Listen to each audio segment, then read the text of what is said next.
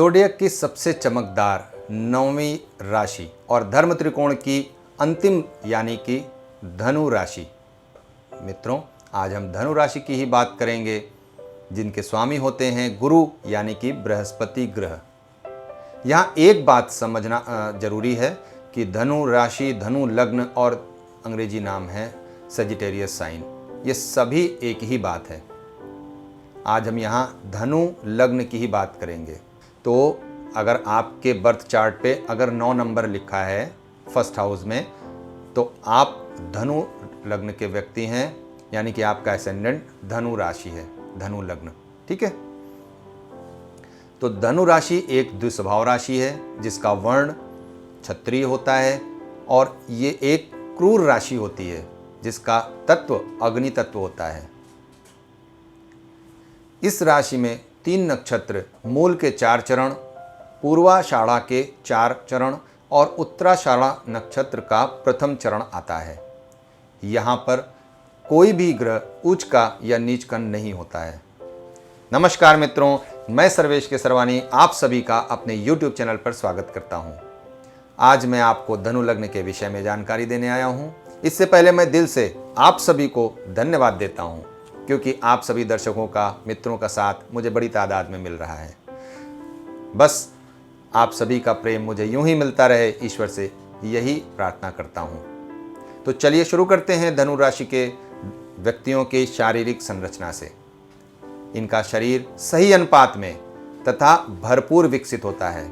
माथा इनका चौड़ा होता है और शरीर थोड़ा लंबा होता है। नाक लंबी होती है, बड़ी बड़ी आँखें, और आँखों में एक अलग सी चमक होती है। कुल मिलाकर के ये कह सकते हैं कि इनका सर बचपन से ही थोड़ा बड़ा होता है।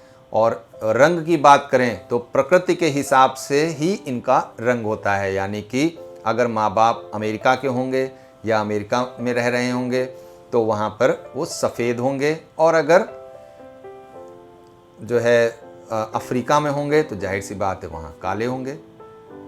तो प्राकृतिक रंग ही होता है। और इनके चेहरे पर एक लालिमा जरूर होती है। ये लालिमा इनके तेज की भी हो सकती है और इनके क्रोध की भी हो सकती है। इस राशि का प्रतीक धनुष होता है। इसलिए धनु लग्न के लोग लक्ष्य प्राप्ति के लिए हमेशा तैयार रहते हैं, और लक्ष्य प्राप्ति की इच्छा इनके अंदर हमेशा होती है। मित्रों, आत्मविश्वास उनके अंदर बहुत हाई लेवल का होता है। इस लग्न के व्यक्ति बहुत ज़्यादा झूठ नहीं बोलते, क्योंकि धनु लग्न काल पुरुष के धर्म की राशि होती है। इसलिए इस लग्न के लोगों में ईमानदार प्रवृत्ति होना स्वाभाविक होता है। अपने नियमों पर अडिग रहने वाले ये न्याय प्रिय व्यक्ति होते हैं।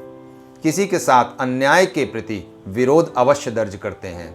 मित्रों, किसी भी कार्य को करने के लिए पहले ही ये योजना बनाते हैं, फिर उस कार्य को अंजाम देते हैं, भले ही उसमें थोड़ी देरी क्यों न हो जाए। ऐसे लोग सदैव उच्च शिक्षा प्राप्त करने की कोशिश करते हैं।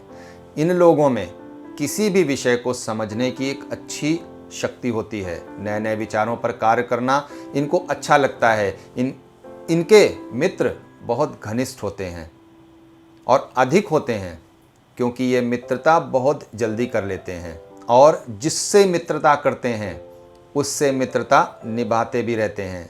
इनका आत्मविश्वास बहुत ज़्यादा होता है। इस लग्न के व्यक्ति ईश्वर से डरने वाले, ईमानदार प्रवृत्ति के लोग होते हैं। विनम्र स्वभाव के होते हैं। धोखेबाजी और षड्यंत्र से दूर होते हैं। अपने खाने पीने की आदत पर वो अपना नियंत्रण सदैव रखते हैं। स्वभाव से मिलनसार होते हैं, और ज़रूरत पड़े तो मित्रों दूसरों के हृदय को जीतने के लिए कुछ भी करने को तैयार रहते हैं। ऐसे व्यक्ति ज्ञान के प्रेमी होते हैं। ज्ञान किसी भी क्षेत्र में हो, इनके अंदर एक विजडम तो गॉड गिफ्ट होता ही होता है। पूजा पाठ में विश्वास रखते हैं। किसी के उपदेशों को या फिर किसी की बात हो तो उसको सुनते हैं, और उस बात की इज्जत भी ये लोग करते हैं। और खुद भी एक अच्छा उपदेश देना कि इनके अंदर क्षमता होती है, अच्छा उपदेश देने वाले व्यक्ति होते हैं। इसलिए ऐसे लोग भाषण देना हो या बड़ी बड़ी बातों से किसी का दिल जीतना हो, उनमें एक निपुणता ये पैदाइशी होती है। शास्त्रों के ज्ञाता होते हैं। इनको दर्शन शास्त्र और मनोविज्ञान ये दो क्षेत्र अच्छा लगता है और इसमें इनका इंटरेस्ट भी बहुत होता है। ऐसे लोग सलाहकार के रूप में कंसल्टेंसी का कार्य बहुत अच्छा कर लेते हैं। मित्रों, इनका मैनेजमेंट बहुत अच्छा होता है। ऐसे लोग आलस्य से दूर होते हैं। प्रोफेसर का कार्य करने वाले धनु राशि के व्यक्ति ही होते हैं। इसका ये अर्थ बिल्कुल नहीं लेना चाहिए कि ये कोई और दूसरा कार्य नहीं कर सकते या कोई प्रोफेसर जो है वो धनु राशि के अलावा कोई और नहीं हो सकता। इनका परसेंटेज ज़्यादा होता है, इनका इंटरेस्ट ज़्यादा होता है इन चीज़ों में। इनके अंदर एक दार्शनिक गुण होता है और सीधी सोच सोचते हैं, सीधी बात कहते हैं, खुले मन के होते हैं। इसलिए खुले विचारों के साथ अपनी बात को निर्भीक होकर के सामने रखते हैं। ये ज़्यादा सोचते विचारते नहीं। कहने का मतलब ये कि कन्फ्यूज़न की स्थिति न के बराबर होती है। हाँ कहना होगा हाँ कहेंगे, ना कहना होगा ना कहेंगे। धनु लग्न के व्यक्ति मानवतावादी होते हैं। स्वप्न देखना इन्हें पसंद होता है और उसी के अनुसार ये अपना प्लान बनाते हैं। मित्रों, धनु राशि अग्नि तत्व की राशि होने से धनु लग्न के व्यक्ति ऊर्जा से भरपूर होते हैं।